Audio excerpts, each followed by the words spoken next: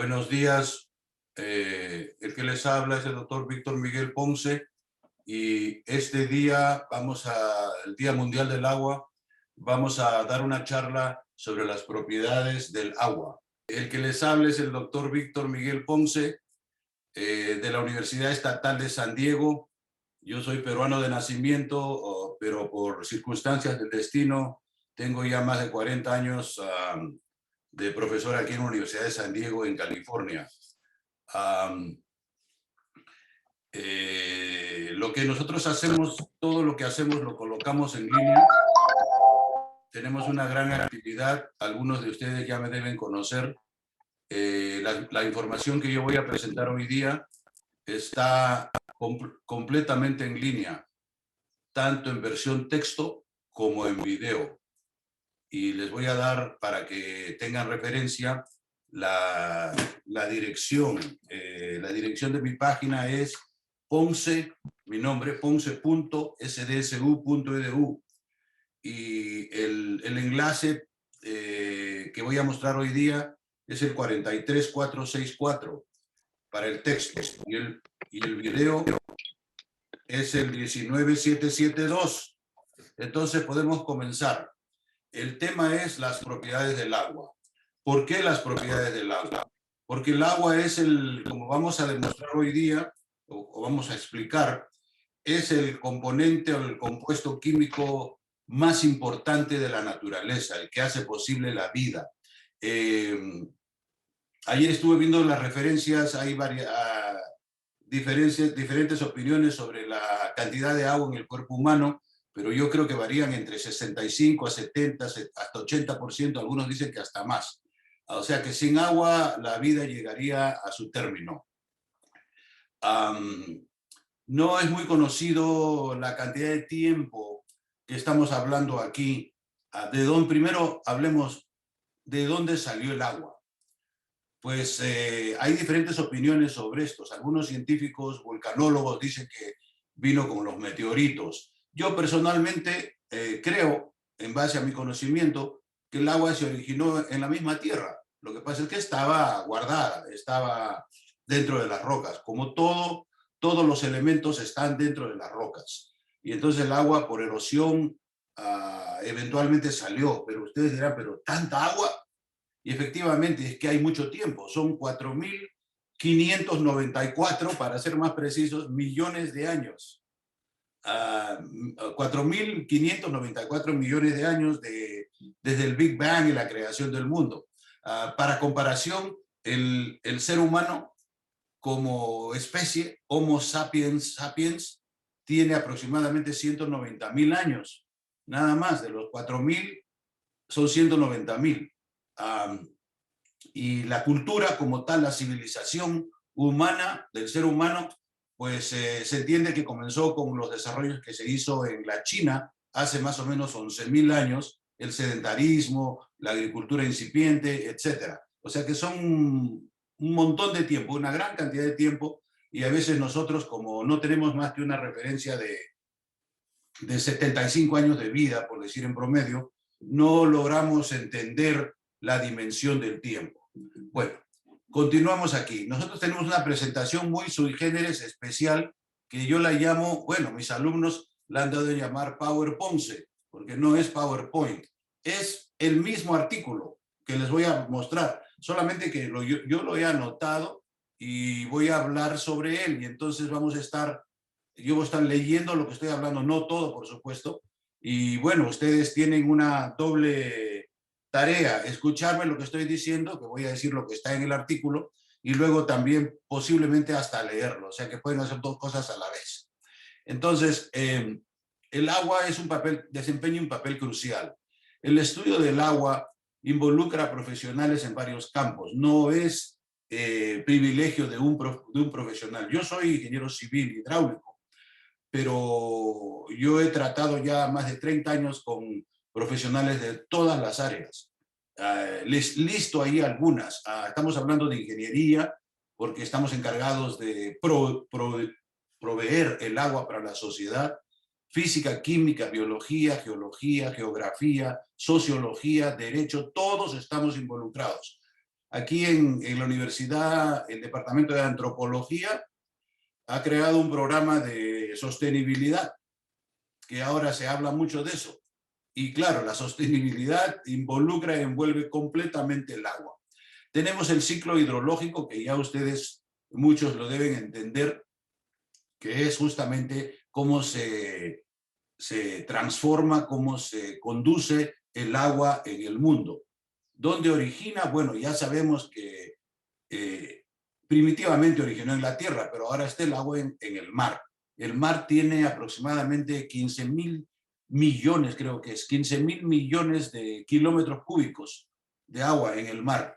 Y eso se evapora y eventualmente llega a la tierra por el efecto del albedo, entra pues a la tierra, porque si no hubiera efecto de albedo, el agua se podría quedar en el mar y todo el mundo sería un desierto, pero eso no es cierto.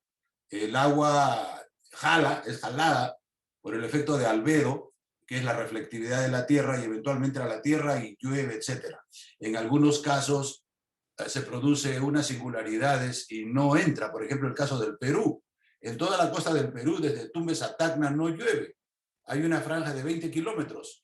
¿Y por qué? Bueno, eso se llama la inversión de la costa del Pacífico peruano, que fue por primera vez hablada por el barón Alexander von Humboldt, que estuvo en el Perú aproximadamente hace 220 años, en la vuelta de 1800.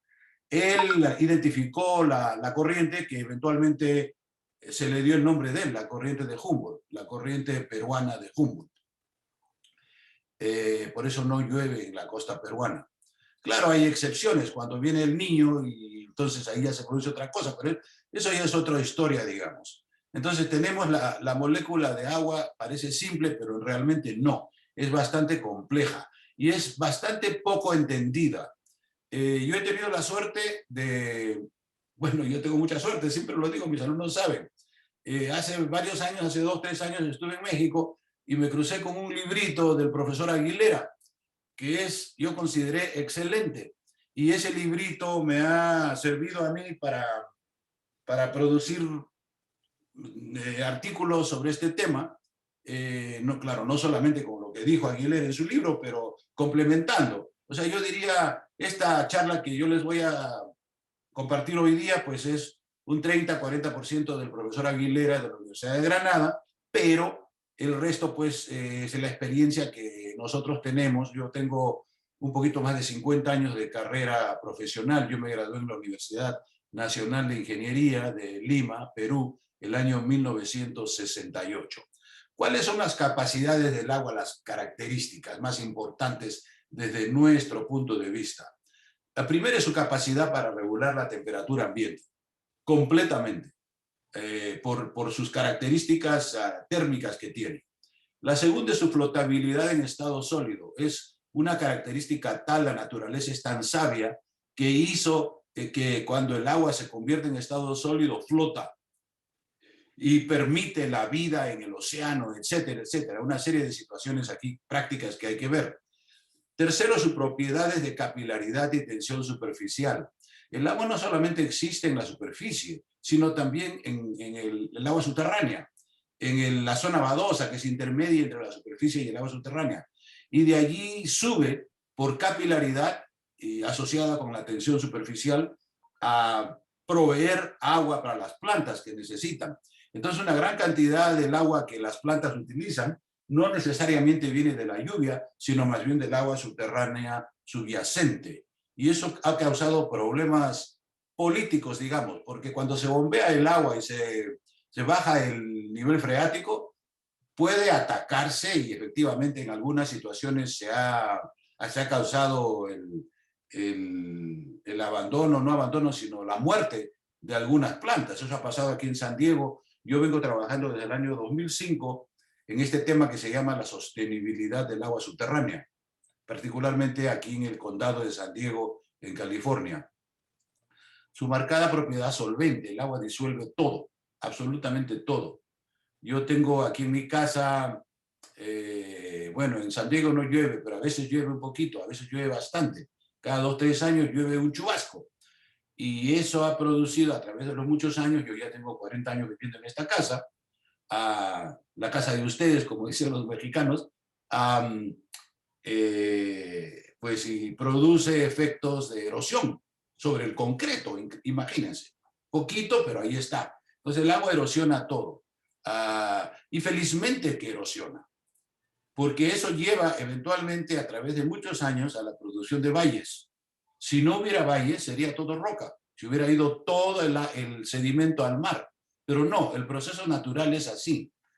El sedimento origina en las rocas, se disgrega por intemperismo, luego es transportada por el agua, por la lluvia, por los ríos y eliminada en el mar, pero no todo, un porcentaje se queda. Ese es el porcentaje, por geomorfología, se queda en las zonas planas o llanas, creando los valles. Pues los valles tienen los suelos que son necesarios para cultivar y comer.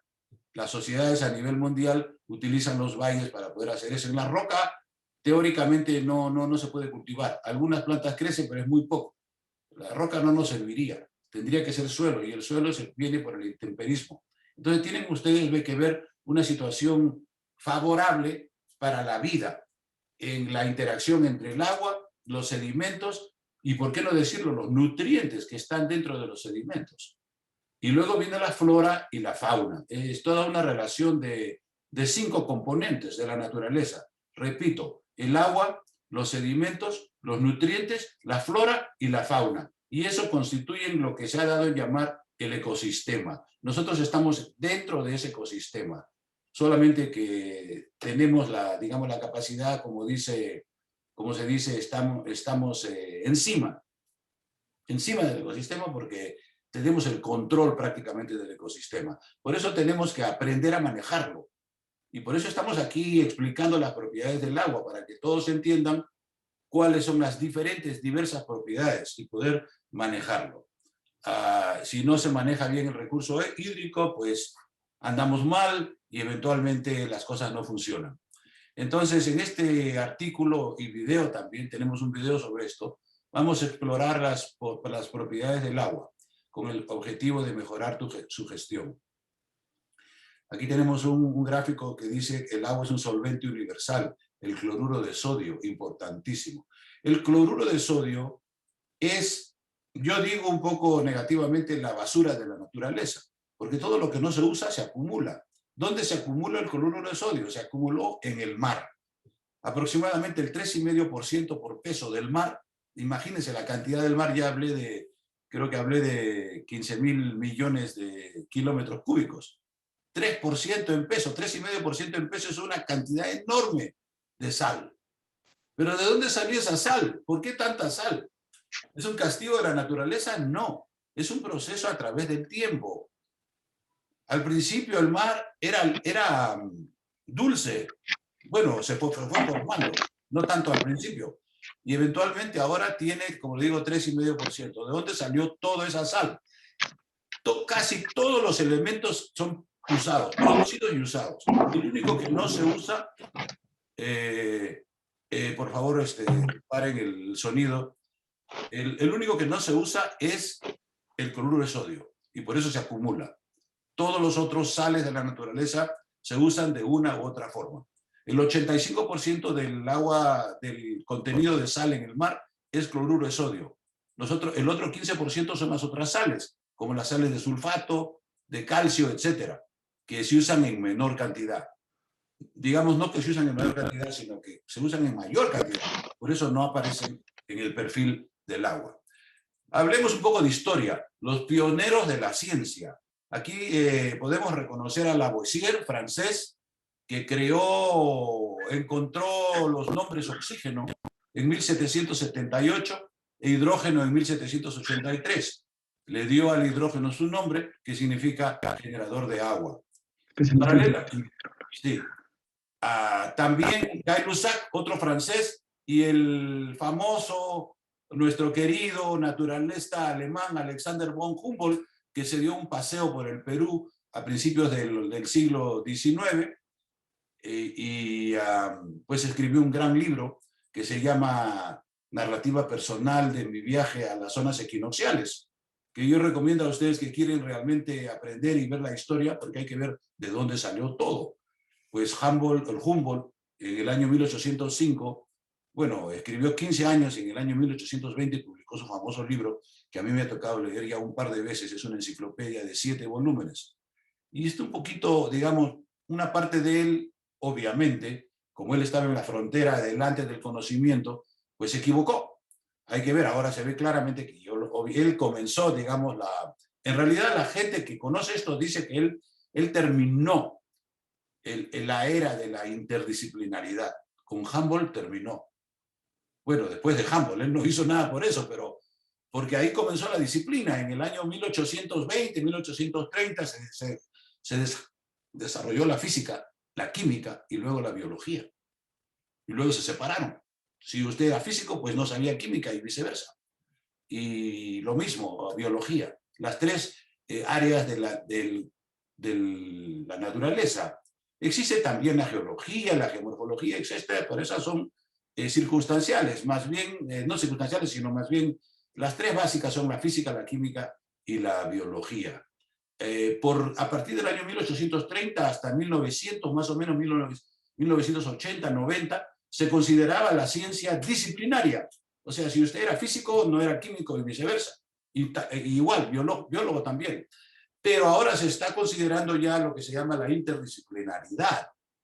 Y este trabajo que yo tengo para compartir con ustedes es interdisciplina. Aquí tratamos todo, todo. ¿Y cómo es posible que una persona como yo, que soy ingeniero civil, toque todos los temas?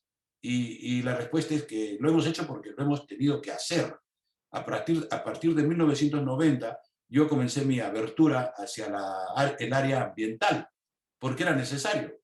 La verdad es que me iban a decir, usted no sabe ambiental, luego no sabe, o no sabe nada, o no lo puede relacionar. Entonces, la parte ambiental de los últimos 30 años es importantísima y nos lleva eventualmente a la interdisciplina. Las moléculas de agua.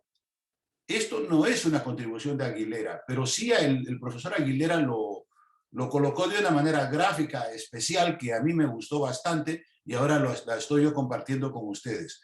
Tenemos la estructura de las moléculas de hidrógeno, oxígeno y agua. El agua está arriba, es compartido, como se conoce bien, dos átomos de hidrógeno y uno de oxígeno.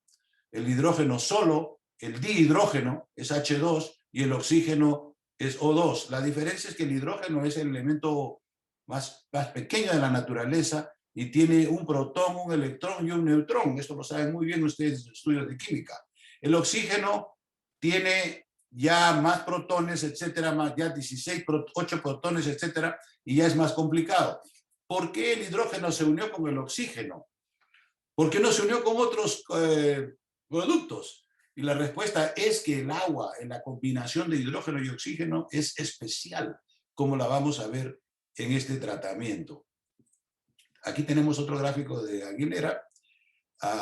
El hidrógeno, el oxígeno tiene 8 protones, 8 neutrones, y a la hora que se convierten se crea lo que se llama compartir electrones y se crea el enlace covalente, que es muy fuerte. Entonces el agua es difícil de disasociar porque tiene un enlace covalente.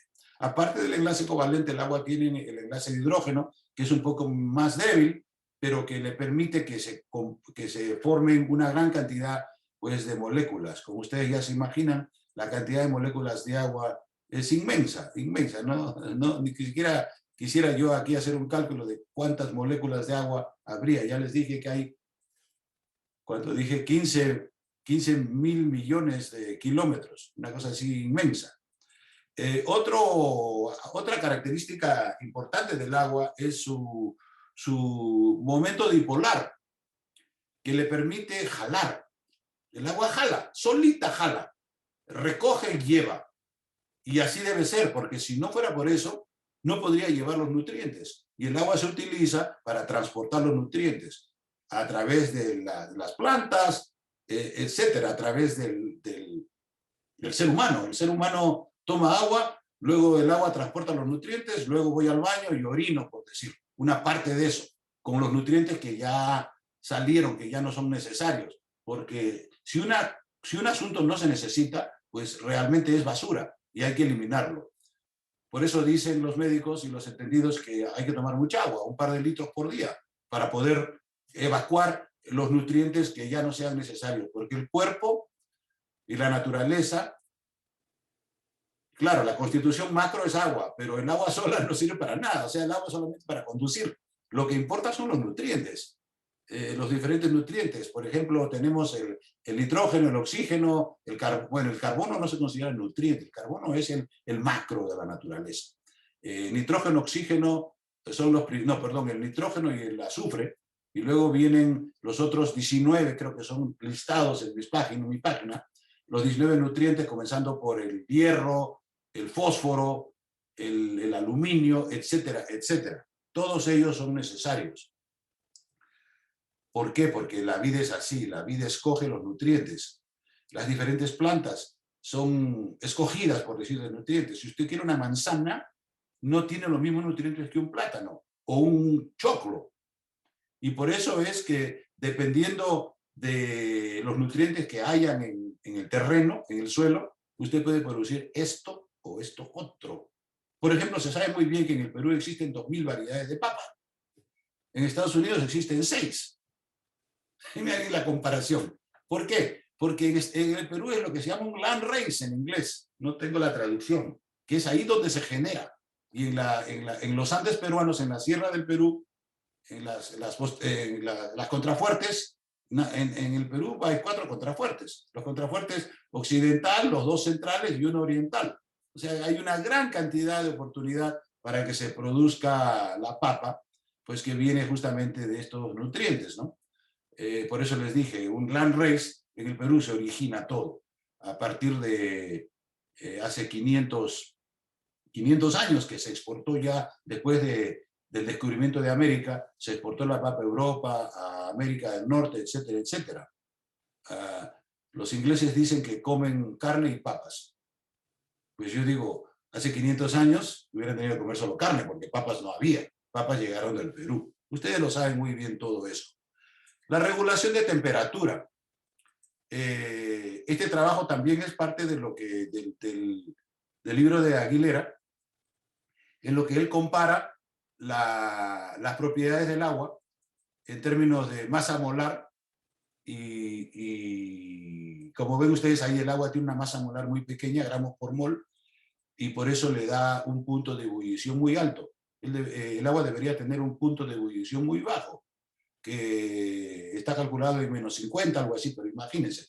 Pero no, el agua tiene un punto de ebullición de 100 grados Celsius y por eso pues, nosotros estamos en el medio entre muy frío y muy caliente. La temperatura promedio global es aproximadamente 17 grados Celsius y la mayor parte de la gente, digamos, en zonas tropicales o subtropicales, se siente confortable en esa temperatura. Existe un rango para cada persona tiene su rango. Yo digo que el rango de confort debe ser aproximadamente unos 8 a 10 grados. O sea que si es 17, réstale 5 y súmele 5. 17 menos 5 son 12. Menos de 12 grados ya comenzamos a sentir frío. Y más de 23, igual. 22, igual ya comenzamos a sentir calor. Interesante que ese rango varía con las personas. Si usted es zona tropical, su rango es más alto. Si usted es zona, digamos, más fría, el rango es más bajo. Y entonces diferentes personas tienen diferentes respuestas en sentido del grado de confort a la temperatura. Y eso es normal, porque el mundo no es cuadrado, ni el plano, el mundo es circular. Y por lo tanto, la cantidad de energía solar que llega es variable. Llega mucho más energía solar en el Ecuador que en los polos, como es obvio, y eso ya ustedes lo conocen. La tabla periódica de los elementos. Eso también ya ustedes lo conocen. Aguilera también hace referencia al enlace de hidrógeno. Y yo me refiero a Aguilera no porque él haya inventado todo esto, sino porque él lo escribió de una manera que fue bastante entendible. Eso es muy importante. No es suficiente saber, hay también que comunicarlo. Hay diferentes instancias, opciones que se ven en la literatura de gente que ha escrito cosas muy bonitas, muy buenas, Pero si no se pueden transmitir para que el público en general se beneficie, pues no resulta o se demora mucho tiempo. Tenemos otro gráfico aquí de los enlaces de hidrógeno, que como ustedes ven es al otro lado de la molécula. Tenemos una molécula aquí, la molécula de agua, y aquí hay un enlace de hidrógeno, y este enlace de hidrógeno es débil, pero es suficiente para conectar a todas las moléculas de agua. Nosotros cuando vemos agua, no vemos que está disasociado, pues no está separado, está todo junto, porque las moléculas son tan pequeñas que nuestra vista no permite ver microscópicamente lo que está pasando, pero está todo junto. Entonces los enlaces covalentes, junto con los enlaces de hidrógeno, hacen posible que el agua sea lo que es. Ahora, los estados del agua, sólido, líquido y gaseoso. Tenemos este gráfico también de Aguilera, en el cual se muestra el punto, lo que pasa, en el punto triple y el punto crítico. Y aquí tengo un pequeño error que lo voy a corregir porque este artículo está en inglés y en español. O sea, punto triple sería triple point en inglés. Pero eso es fácil corregir. En el gráfico está correcto. Tenemos en función de la presión y la temperatura. La presión normal, por ejemplo, es una atmósfera. Es la presión a nivel de, digamos, a nivel del mar. Pero puede subir a 10, 100 veces más, 1, 10, 100 veces más, o menos inclusive. Y la temperatura en grados Kelvin, que ya ustedes conocen ese tema. La capacidad de absorber y de tomar calor, esa es una propiedad muy importante. Hay dos características físico-químicas que describen el cambio en la temperatura. Es la capacidad calorífica específica, o también llamado calor específico, y el calor de vaporización.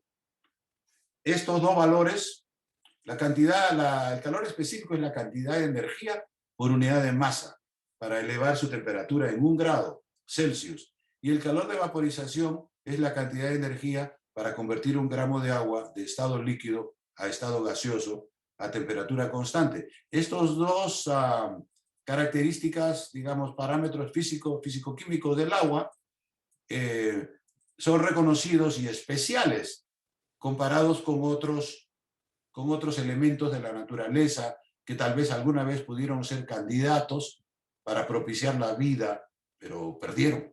El agua ganó desde el principio porque tenía todas las características. Era simple, era muchísima cantidad de agua. Claro que si la comparamos con el nitrógeno y el oxígeno, pues el nitrógeno y el oxígeno existen en la atmósfera. Y claro, si nosotros no íbamos a ser peces, pues teníamos que respirar. Y por eso están ahí el nitrógeno y el oxígeno.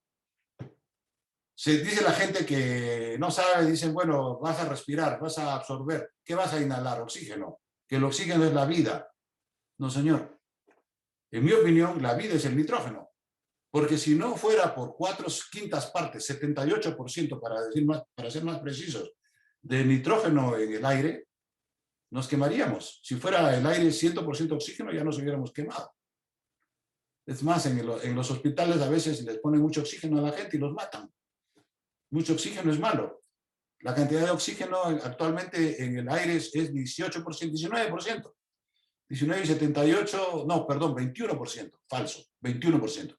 21 más 78 son 99 y el resto son los llamados gases inertes. O sea que nosotros respiramos o inhalamos nitrógeno, 4/5 y oxígeno 1/5. Y luego exhalamos el nitrógeno, pues, porque el nitrógeno no lo necesitamos para quemar. El nitrógeno no quema. El nitrógeno más bien es un elemento fundamental de la composición de las moléculas, de todo tipo de moléculas. Y eso lo hemos visto nosotros en detalle. Hace poco hicimos un artículo sobre el ciclo de nitrógeno.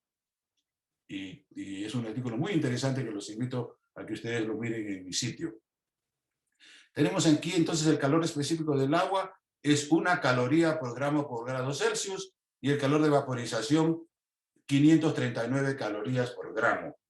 A ver, para comparar con el amonio, con el nitrógeno, con el helio, etc. Esto lleva a lo que se llama temperaturas del clima.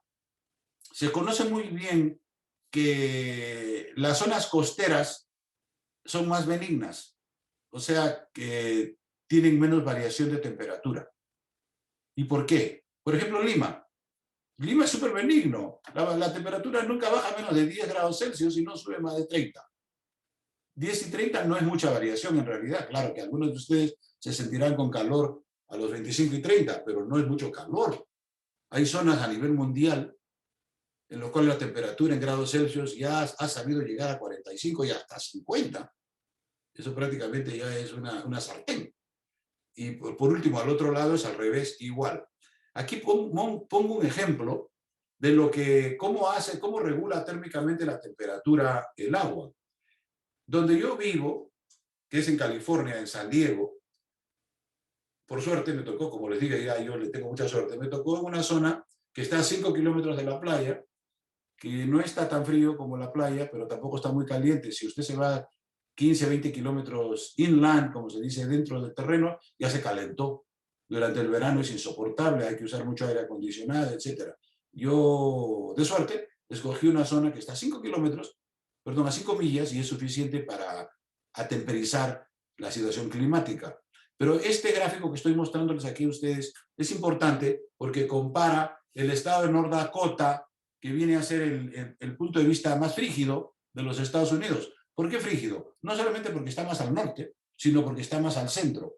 O sea, el estado de North Dakota tendría que ser más frío que Washington, que el estado de Washington, porque el estado de Washington está atemperado por el mar que está cercano. Lo mismo Boston y New Hampshire y todas esas zonas. Es el estado más frígido de North Dakota. Poca población, etc. Tenemos aquí un gráfico que hemos obtenido del web en Wikimedia Commons, que es muy bueno. Y como ustedes ven aquí, la media de Estados Unidos es la franja verde, pero la media de North Dakota es la franja roja. O sea que hay una diferencia aproximadamente como 10 grados Fahrenheit en Fahrenheit. Ahora ustedes dirán, ¿por qué Fahrenheit? Bueno, Fahrenheit es lo que se usa en Estados Unidos.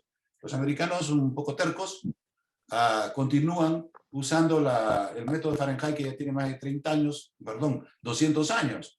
Y tanto así como el Celsius, pero ellos no han adoptado, no han querido adoptar este sistema que es el grado Celsius, que es mejor. El grado Celsius está controlado por el agua, por las propiedades del agua, de 0 a 100. El Fahrenheit, la verdad que el Fahrenheit no se sabe cómo está controlado. Supuestamente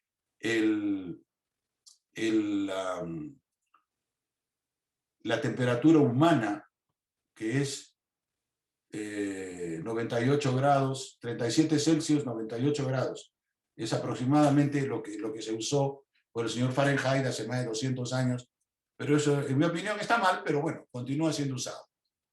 ¿Quién soy yo para decirles que está mal, no? Pero sí lo digo, está mal, debería ser grados Celsius, debería usarse grados Celsius, que se utiliza a nivel mundial. La flotabilidad del hielo, eso es muy importante, porque permite que a la hora que se crea el hielo en la superficie, se produce un aislamiento térmico y luego entonces impide que progresivamente se congele todo el mar o todos los lagos. Y entonces eso permite que los peces continúen, toda la fauna marina continúe viviendo a pesar de que está frío, pues.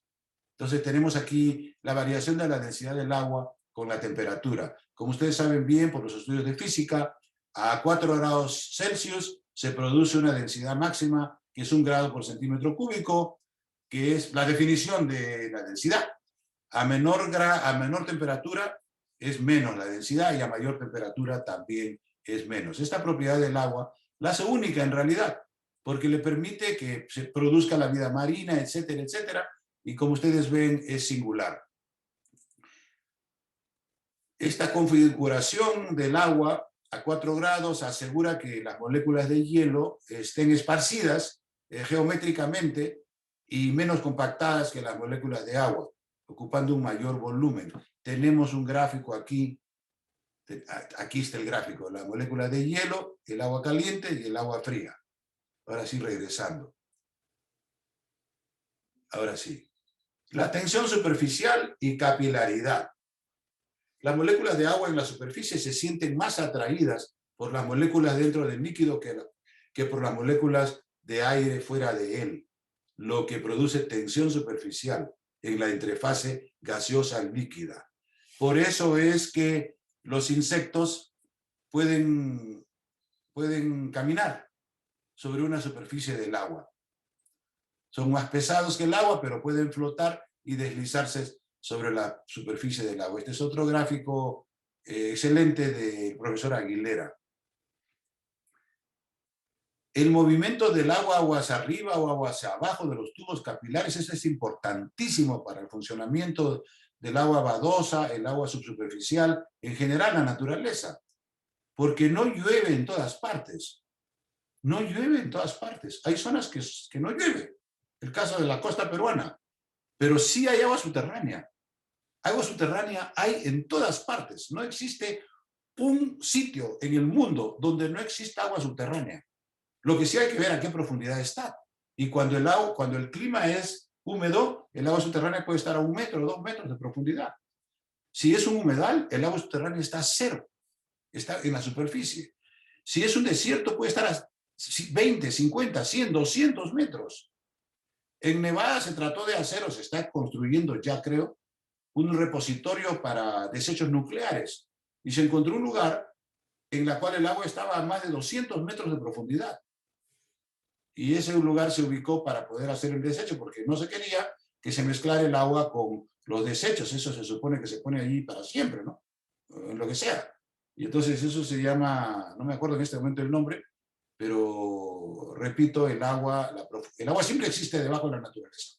El profesor Shemotarev, ruso, que en el año 53 hizo un estudio sobre el agua subterránea, determinó que la llamada corteza activa son 10 kilómetros, porque es lo que se ha resquebrajado. Porque el agua, si existe en la roca, no se puede extraer. La única manera de extraer el agua de la roca es a través de las fisuras que solamente existen por el resquebrajamiento de la corteza terrestre por los terremotos. Entonces siempre hay zonas fracturadas, eso es lo que se llama acuíferos fracturados. Son acuíferos rocosos, pero están fracturados. Y entonces ahí viene la diferencia entre un acuífero. Si es un acuífero difusivo, o sea, de arena, tiene una cierta respuesta al uso, y el acuífero fracturado tiene otra. El acuífero fracturado, el transporte es mucho más rápido, es convectivo, no difusivo, o sea, el reservorio se llena más rápidamente, pero también se vacía, o se vacía, se dice, creo, se vacía más rápidamente. Y eso lo hemos podido demostrar y comprobar en las zonas que hemos estudiado, en la zona este de San Diego. Ya tenemos más de casi 15 años estudiando esas zonas. Hemos producido en esos 15 años 12 artículos sobre el uso y sostenibilidad del agua subterránea. Este es un gráfico muy bonito, también de Aguilera, del profesor Aguilera, que muestra el efecto de la fuerza de capilaridad, la diferencia entre las moléculas, entre ellas y contra la pared. Y entonces el agua tiene peso, pero tiene la capacidad, por la capilaridad, de subir. Y de esa forma ella sube en el suelo. Dentro del perfil del suelo, la altura capilar es de 2 a 5 centímetros en arena gruesa. Pero conforme se va disminuyendo el tamaño de la arena, pasa a ser limo, pasa a ser arcilla, coloides, y llega a más de 3 o 4 metros en algunos casos. Hay una formulita de geotecnia que permite calcular la altura capilar, que por ahí la tengo, no lo he puesto aquí. Polaridad, ya dijimos en el principio que el agua disuelve todo, casi todo, yo diría que todo prácticamente. Todo es soluble por el agua. Y eso se debe al concepto de momento dipolar, porque el agua, como es una molécula compleja, no parece compleja, pero sí es compleja, porque como tiene electrones no compartidos, los electrones no compartidos, la molécula de agua está en un tetraedro irregular, de acuerdo a Aguilera. Y entonces ese tetraedro irregular le da cierta movilidad, no movilidad, sino atracción a moléculas extrañas. Por lo tanto, el agua tiene la capacidad de jalar todo. Si yo me bañara con agua pura, pues ni modo, no me lavo, ¿no? Entonces se baña uno con agua normal, con agua potable. Ahora, nosotros usamos jabón para poder acelerar, para bañarme en 5 o 10 minutos, no en 20 o 100, ¿no? Porque el agua Si usted se baña por 3 horas, pues se lava, sin jabón. Pero nadie se va a bañar por 3 horas. Por eso el jabón ayuda a propiciar que sea más corto el baño. Pero el agua jala. De todas maneras jalaría. Esa es la propiedad del agua. Ella jala. Y jala por este asunto que se llama el momento dipolar. La carga positiva, la carga negativa y la distancia. El agua puede disolver casi cualquier material y por lo tanto se le considera el disolvente universal. Aquí tenemos que mencionar al físico francés Charles de Coulomb, que estableció la teoría del campo dieléctrico, que la fuerza F entre dos partículas cargadas es inversamente proporcional a la constante dieléctrica del medio. Es decir, cuando mayor es K, menor es la fuerza. Y aquí tenemos una tabla que determina que la constante dieléctrica del agua es alta, es 78,5, es una constante, no tiene unidades el agua, comparado con el metanol, que es 30, el amonio 17, la sal 3 a 15, etc. El agua, en el agua salada, y hay mucha agua salada, en realidad todas las aguas tienen sales, todas las aguas tienen sales. Pero usted me dirá, no, pero yo no tomo agua salada. Sí, señor, el agua potable tiene una cantidad de sólidos disueltos. Es pequeña, pero está allí. Por ejemplo, les menciono el caso de nuestro. En San Diego, la cantidad de sólidos disueltos está en el orden de 470. En Los Ángeles es más limpio, como 200, 250. ¿Por qué? Porque el agua de Los Ángeles es más clara, más pura, que, digamos, mejor. Tiene sales, todos tienen que tener sales, pero tiene que tener una cantidad pequeña. Porque el agua de Los Ángeles viene del norte, y el agua del norte es limpia. El agua de San Diego, la mitad viene del este, y el agua del este es sucia. ¿Y por qué el agua del norte de California es limpia y el agua del este es sucia? El agua del norte llueve allí y luego discurre muy poco, porque el agua recoge al discurrir. El agua que nos llega a San Diego desde el este viene desde Colorado. Tiene que pasar todo el cañón del Colorado. Ustedes conocen el cañón del Colorado, por lo menos lo han visto en fotos. Es pura tierra eso. Y jala, pues. Y entonces, a la hora que el agua llega a San Diego, llega a un nivel de 800. 800 partes por millón o miligramos por litro. Entonces, como 800 es difícil vender, lo que ha hecho la ciudad de San Diego es mezclarlo 50-50% con el agua que viene del norte, que viene más limpia. O sea, 200 con 800 le sale un valor promedio de 475. Y eso es lo que tomamos. Mucha gente en San Diego no le gusta tomar el agua. Yo, por ejemplo, no tomo el agua del caño, por decir, porque me parece que está muy alta. Aún así, a 470 está alta. Y entonces nosotros filtramos el agua. Ya hace varios años yo compré un filtro, un proceso químico que permite filtrar el agua y reducirle los nutrientes, pero no eliminarlo. Si lo elimina, aquel que toma agua pura se muere, porque el agua pura saca todo, lo termina por disolver a la persona, eventualmente, ¿no? Por supuesto. Entonces, como ustedes ven, se habla de agua, pero no se entiende muy bien la relación entre el agua, los nutrientes, sus capacidades físicas, químicas y biológicas, porque el agua tiene propiedades físicas y químicas, pero determina, apoya y como se dicen, apoya la vida sobre la Tierra. El capítulo aquí, concentración de protones, voy a terminar en 10 minutos.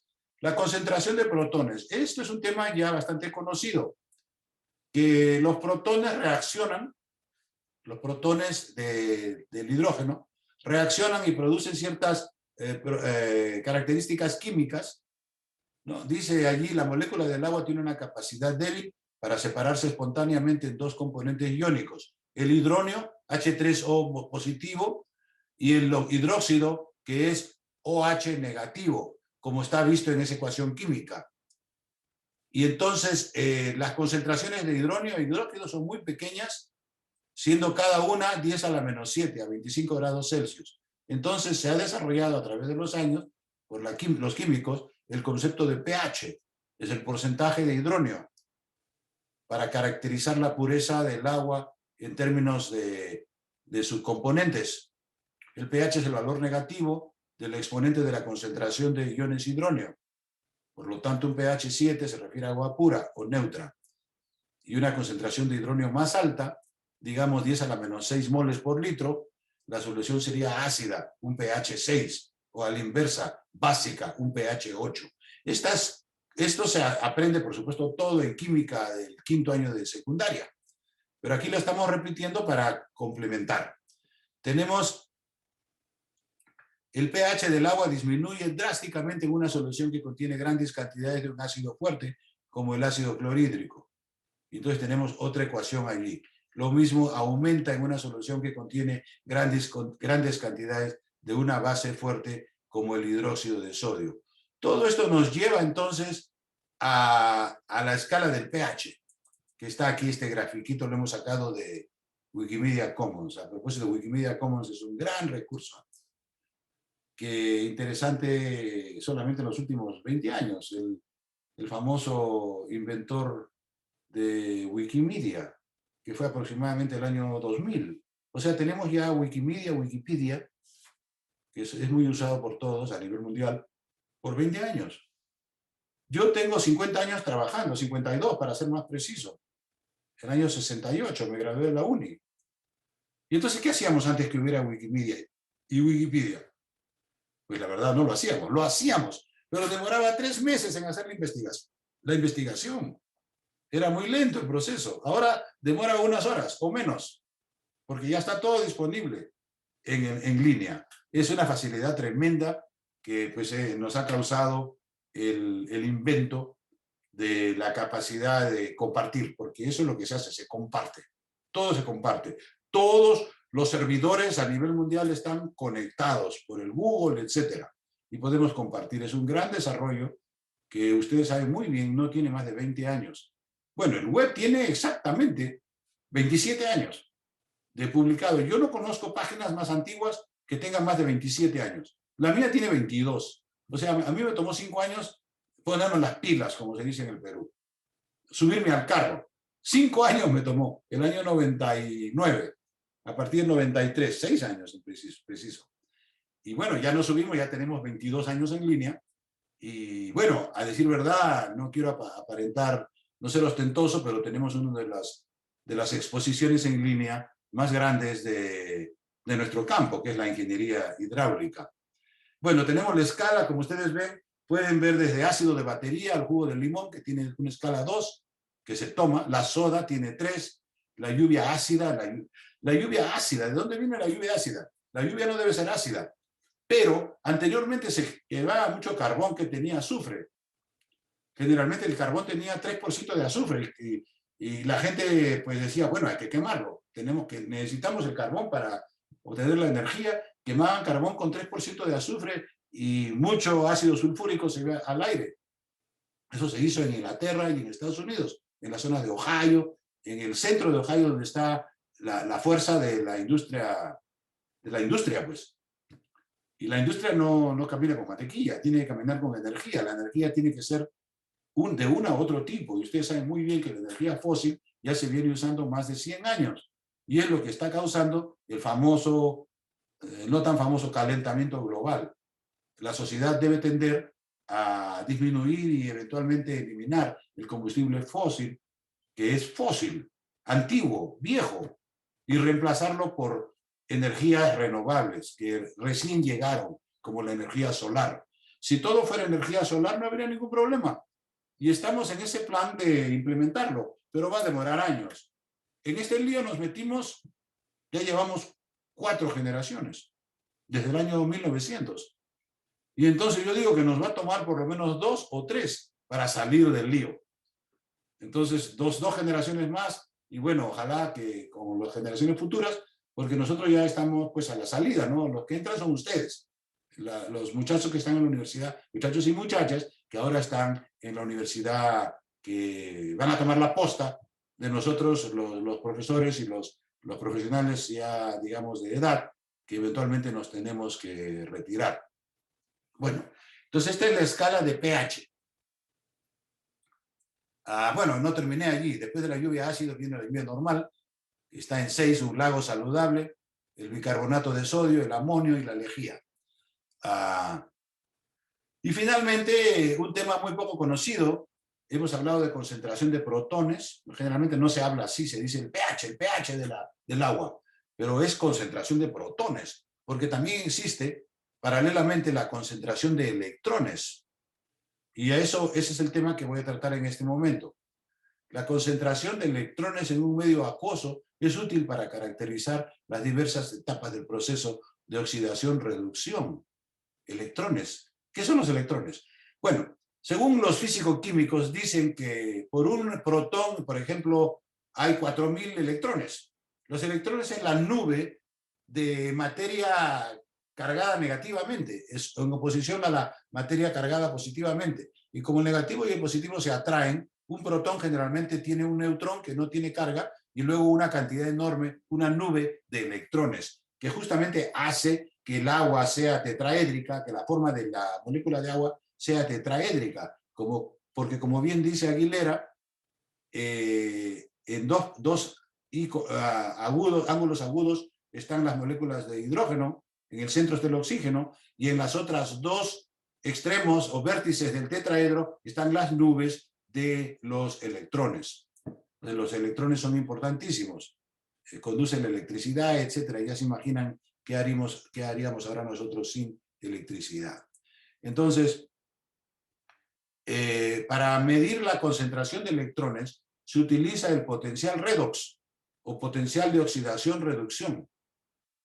Y aquí adiciono yo una frase importante. Digo, su complementariedad con el pH en el acondicionamiento de procesos químicos es realmente admirable. Entonces, todos los organismos tenemos un rango de vida de pH y de PE, por decir, el porcentaje de electrones, para los dos.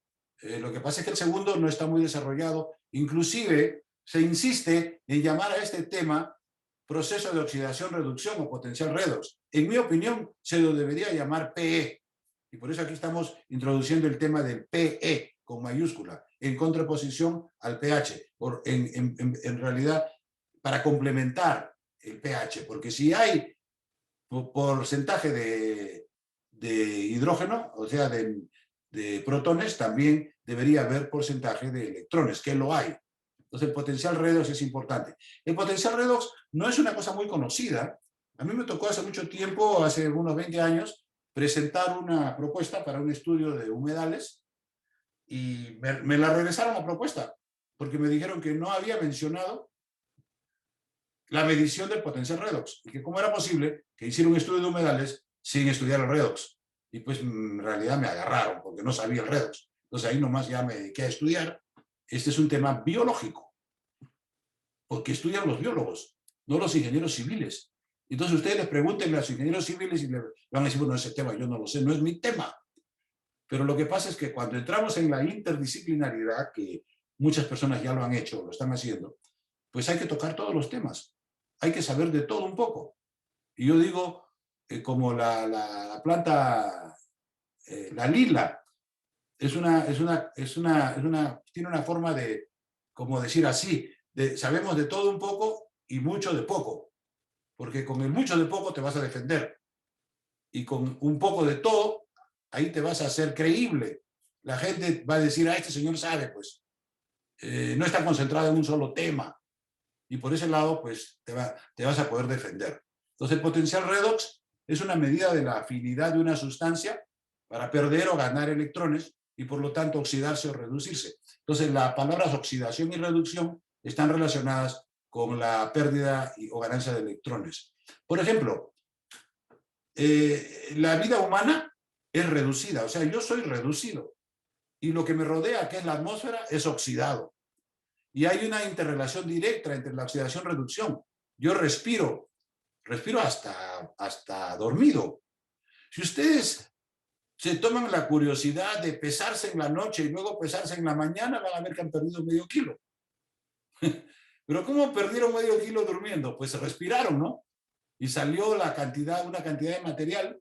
Y entonces de esa forma, como ustedes ven, Ese es un proceso de oxidación-reducción. La vida es un proceso de oxidación-reducción. Para que haya una oxidación, tiene que haber una reducción. Y esto está muy bien explicado en este gráfico de Pearson Education, que lo hemos sacado también en línea. Entonces dice aquí, el estándar del potencial redox es hidrógeno con potencial redox 0 en agua bien oxidada. Agua bien oxidada quiere decir agua bastante buena, digamos, con concentraciones de oxígeno por encima de 1 miligramo por litro. El potencial redox es altamente positivo, por encima de 300 a 500 milivoltios, y puede alcanzar en condiciones óptimas hasta 800 milivoltios. Un agua muy bien oxidada. En ambientes reducidos, donde falta oxígeno disuelto, el potencial redox es positivo pequeño, cerca de 100 milivoltios, y puede obtener valores negativos. No me pregunten usted por qué es eso. Así lo han desarrollado los físico-químicos. O sea, el rango de variación normal o natural en la naturaleza del potencial redox es de más 800, muy oxidado, a menos 400 milivoltios, pasando por cero. Los entornos extremadamente reducidos pueden presentar un potencial redox tan bajo como menos 400 milivoltios. Y este es el gráfico de la oxidación, que significa la pérdida de un electrón, y la reducción, que es la ganancia de un electrón. Como ustedes ven, toda la vida es eléctrica. Está basada en los electrones. Y no quiero entrar en detalle porque si no me amplío y ya pues no terminamos. Y aquí vamos a terminar en 2 minutos. Entonces, finalmente, ¿para qué se usa esto del potencial redox? Bueno, se debería utilizar como un tema general. Así como existe pH, también existe PE. Pero su uso específico es en el estudio de humedales. Y los humedales ya tienen más o menos unos 30 años de reconocidos. Aquí en Estados Unidos se hizo la ley de los humedales en el año 1990. Y luego ha sido reconocido a nivel mundial, la Convención Ramsar, etcétera, etcétera. Y ahora los humedales están defendidos. Antes del año 90, por ley, están defendidos. Antes del año 90 eran atacados. Los ingenieros civiles entrábamos y decían, un humedal, hay que drenarlo. Y drenábamos al humedal y perdía su condición de humedal. Pero a partir del año 90, los biólogos y la gente, digamos, bueno, en realidad pues no hay que atacar, lo que hay que hacer es conservar, preservar y mantener, tratar de usar lo menos posible dentro de la medida de la posición económica. Pero a partir, como le digo, del año 90 ya se comenzó a conservar los humedales, y ahora, por ejemplo, en Estados Unidos no se puede eliminar un humedal, hay que reemplazarlo o mantenerlo o conservarlo. Y lo mismo debe ser en otras partes del mundo a propósito. La famosa Convención Ramsar, ¿no? Bueno, entonces, finalmente el gráfico que es muy importante. En los ecosistemas de humedales, el potencial redox condiciona la secuencia de tiempo de varios tipos de reacciones de oxidación-reducción en un sustrato orgánico recién inundado, que van desde la reducción de oxígeno a un potencial redox altamente positivo, 800 milivoltios, hasta la metanogénesis con valores negativos. La metanogénesis se produce a menos 400 milivoltios. ¿Qué significa la metanogénesis? Es la creación de metano. Quiere decir que si el sistema de humedal llega a ser muy reducido, se produce metano.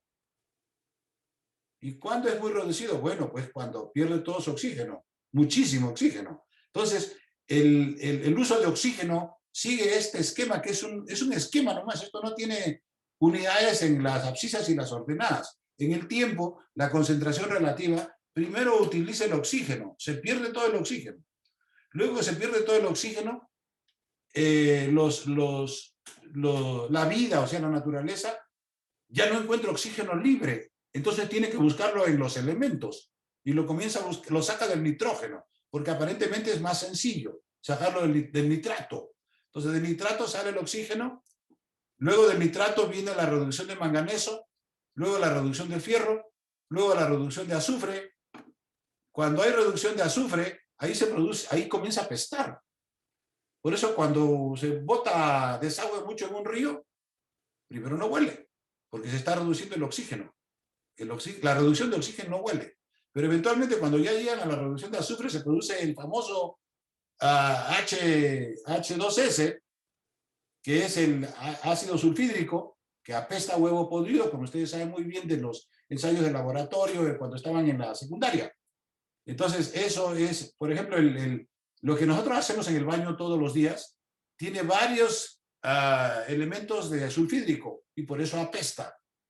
Si no fuera así, no apestara. Y apesta porque como está dentro del organismo, no tiene acceso a oxígeno libre. Y entonces, ahí comienzan a producirse las bacterias que son reductoras de sulfato. Y por eso es que apesta, ya ustedes saben qué, ¿no? Entonces, luego eventualmente llega la metanogénesis. Hay ciertas zonas a nivel mundial que se está produciendo metanogénesis. Hay estudiosos que, por ejemplo, en el Pantanal del Mato Grosso estudian la cantidad de metano. ¿Por qué el metano es importante? Si se produjera mucho metano, eso también produce calentamiento global. Y hay gentes que dicen que el calentamiento global se está produciendo en los humedales por los metanos. Bueno, pero eso es cierto, pero es natural. Y si es natural, se supone que pues no aumentó. Lo que sí se sabe que es antropogénico es la quema de combustibles fósiles. Que eso comenzó, el principio de la quema de combustibles fósiles, eso fue inventado en Inglaterra en el 1780, con el desarrollo de la revolución industrial. Se creó una maquinita que se movía sola, un motor. Y el motor no es un animal, es una concepción mecánica. Pero el motor se mueve solo porque tiene combustibles que le están moviendo. Y en ese caso se utilizó los combustibles fósiles porque no se sabía otra cosa, ¿no? Ahora le pondrían una batería cargada solar y se mueve también. Pero ya eso es otra forma y ya eso es de 200 años después. Entonces, resumiendo nuestra charla ya para terminar, se reconoce que las propiedades singulares del agua la hacen muy adecuada para el desarrollo de la química del carbono, que es la química fundamental para la vida y que se relaciona con todos los otros elementos, ayudando a mantener la vida en todas sus innumerables formas. Tenemos que estudiar y conocer el agua. He presentado algunos temas tratando de seguir el patrón del profesor Aguilera, pero le hemos aumentado allí después ya a partir del 50% con otros temas que hemos desarrollado en los últimos 20 años. Por lo tanto, el agua es físico, químico y biológico. Es realmente humano, es natural, es ecosistémico. Y termino con una frase que creo que es bonita, ¿no? Casi como si la naturaleza hubiera tenido la intención de que los tres campos, física, química y biología, se fusionaran en uno solo y no se separaran. Lo separamos porque fue necesario para estudiarlo. Hay que separarlo en partes para estudiarlo. Y si no, no hubiéramos podido avanzar, porque es muy complicado solo. El que hizo todo fue Humboldt. Fue el último que hizo todo en el año 1820. Pero no lo hizo completamente y en esa área, en ese momento estaba no muy bien desarrollada la ciencia. Por lo tanto, él pudo hacerlo. A Humboldt se le ha dado el título de el último interdisciplinario del Renacimiento, porque él terminó pues el Renacimiento, a partir de él ya comenzó la edad contemporánea. Con eso termino mi presentación y si hubiera alguna pregunta a jóvenes, a joven Leonardo, que estás monitoreando.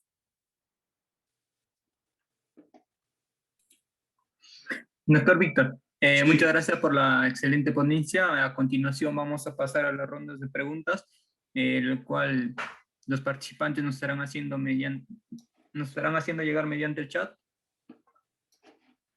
Sí, a ver, yo estoy perdido aquí como siempre. Ah, no, ya apareció. Es que esto se desaparece y se aparece cuando quiere. Ok, ya, estamos listos para las preguntas. Voy a cerrar aquí. Voy a stop share. Y ahora sí, ya estamos listos para las preguntas. ¿Cómo hago para ampliar Leonardo? ¿Cómo hago para ampliarlo? Ahí veo a Jonathan que está grande y sin mostrar. Bueno, en fin, ya me verán ustedes ya.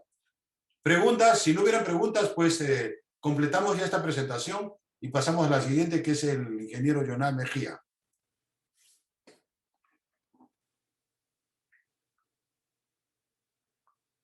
Bueno, creo que no hay preguntas. Leonardo, voy a parar. Doctor, en estos momentos estamos viendo el tema de las preguntas. A ver, te voy a revisar en el chat. A ver, por favor, no las veo. Yo, Ya. Doctor, mediante el chat de Cisco nos dice el, mi compañero Juan Herrera, nos dice, ¿qué nos puede indicar sobre la eutrofización? ¿Sobre la qué? Eutrofización. Ah, no hablé sobre la eutroficación. Qué pena, es interesante. ¿Qué cosa es la eutroficación? La eutroficación es el enriquecimiento de un cuerpo de agua. O sea, el cuerpo de agua debe tener nutrientes, pero no muchos nutrientes. Y si usted le pone mucho desagüe a un cuerpo de agua, lo enriquece, pues, más allá de lo natural. Y entonces se produce la eutroficación. La eutroficación lleva eventualmente, después de un tiempo prolongado, a la pérdida del cuerpo de agua. Y por eso no es recomendable que se eutrofique un cuerpo de agua, porque los cuerpos de agua deben ser conservados como tales. Así como usted conserva un valle, también tiene que conservar un cuerpo de agua. Y entonces, la eutroficación es de dos maneras, la eutroficación natural y artificial. La natural se produce cuando entra sedimento a un lago. Si en un lago llega mucho sedimento, eventualmente se llena, se colmata todo y se pierde la condición del lago y bueno, se convierte en valle. Y eso puede pasar naturalmente, pero demora mucho tiempo. La otra eutroficación es la eutroficación artificial, que generalmente no se produce con sedimentos, sino más bien con desechos humanos, con desagüe. El agua del desagüe está obviamente sucia, con nutrientes, y eso llega y puede eutroficar. Un caso específico, dos casos. Uno, por ejemplo, en la bahía Chesapeake, aquí en Estados Unidos, que se eutroficó. Pero es interesante que esa bahía se eutroficó no tanto por desechos humanos, sino más bien por desechos agrícolas, lo que se llama el non-point source pollution. Como hay mucha agricultura por allí, y esos tipos de la agricultura, esos señores de la agricultura ponían mucho fertilizante. Porque ustedes saben muy bien que cuando el suelo está gastado, necesita fertilizantes. Sin fertilizantes no crece. La planta no puede crecer si no tiene fertilizantes. O sea, los fertilizantes están ya en el suelo para ser absorbidos o los tienes que sumar usted, adicionar. Entonces, esa gente, esos agricultores, adicionaban el fertilizante. Pero el problema con la adición de fertilizantes es el siguiente, que usted no sabe exactamente cuánto va a adicionar. Porque puede ser que usted adicione hoy y llueva mañana. Y no puede controlar la lluvia de mañana. Y al llover mañana, la mitad de lo que usted adicionó se fue para el río. Entonces, eso es lo que pasó allá en Chesapeake Bay, que ahora están tratando de controlarlo. En la bahía de Washington, en el estado de Washington al oeste, sucedió lo mismo, pero ya no con desechos agrícolas, sino con desechos humanos. Lo mismo está sucediendo, en gran parte, no tengo muchos datos precisos, en el lago Titicaca, en la bahía de Puno, porque se están yendo al baño y están botando el agua sucia en esa zona, pues. Y es interesante mencionar que inclusive esa agua hasta se toma, en algunos sitios la toman. Bueno, no quiero entrar en ese tema porque es un tema nuevo, en realidad no conozco. Yo estudié ese tema hace 15 años, pero ya no lo tengo al detalle, pues. Bueno, pasamos a otra pregunta. Muchas gracias por la respuesta, doctor Ponce. A continuación, nos dice el ingeniero Yuri, dice, felicitaciones al doctor Ponce por su excelente presentación. Su pregunta es la siguiente, ¿cómo afectan los microplásticos al agua? Los microplásticos. Sí. Bueno, ahí me agarró fuera de mi tema. Ese no es mi tema. Todos tenemos nuestros temas. Pero yo le voy a decir que el plástico es una invención del ser humano. Es una invención del ser humano. Tiene más o menos unos 100 años, aproximadamente. El plástico tiene un problema, que no se degrada. Y toda la naturaleza, la función de la naturaleza es convertir un elemento a otro, degradarlo. Y entonces el plástico está mal hecho. Ahora, la verdad es que ya nos hemos dado cuenta en los últimos 20, 30 años y estamos comenzando a hacer materia biodegradable. Y entonces eventualmente tendremos que llegar a un plástico que no dure pues 1000 años o 2000 años, que dure 3 años, por decir. Y a los 3 años ya se degradó, se regresó a los materiales y bueno, está mejor eso, ¿no? Todo lo que hacemos debe ser biodegradable, no debe ser plástico. El plástico es un invento, digamos, obsoleto, en mi opinión. Afecta, por supuesto que afecta. Gracias.